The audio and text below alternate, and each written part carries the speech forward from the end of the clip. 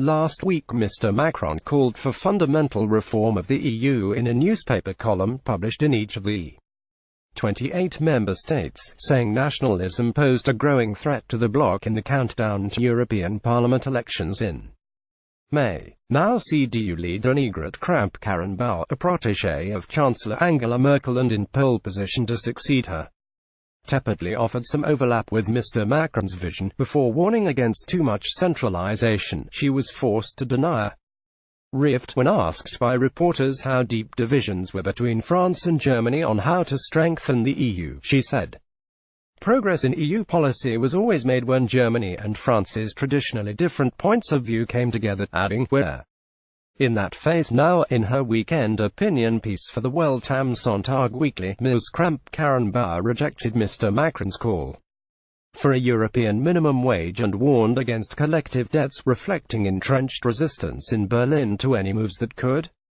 make Germany liable for other states' debts.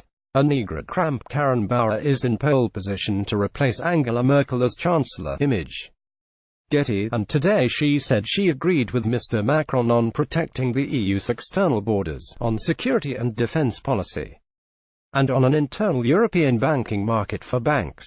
She said, "The fact that the CDU has a different political view on the issue of redistribution, on the issue of completely uniform social standards, than the French is nothing new." Her response to Macron helped to fill a void left by Mrs Merkel, who had left her spokesman to say last week that Germany supports discussions about the EU's future. Kramp-Karrenbauer could replace Angela Merkel as German Chancellor. Image Getty. Mrs Merkel's spokesman today said, "Mrs Kramp-Karrenbauer has now, and this is good and important, presented the CDU's proposals, and they're in accordance with the Chancellor's thoughts." In her weekend opinion piece, Ms Kramp-Karrenbauer also said a joint EU innovation budget should fund new technologies, tax loopholes should be closed in the bloc, and a digital tax introduced based on an Organisation for Economic Cooperation and Development (OECD) model.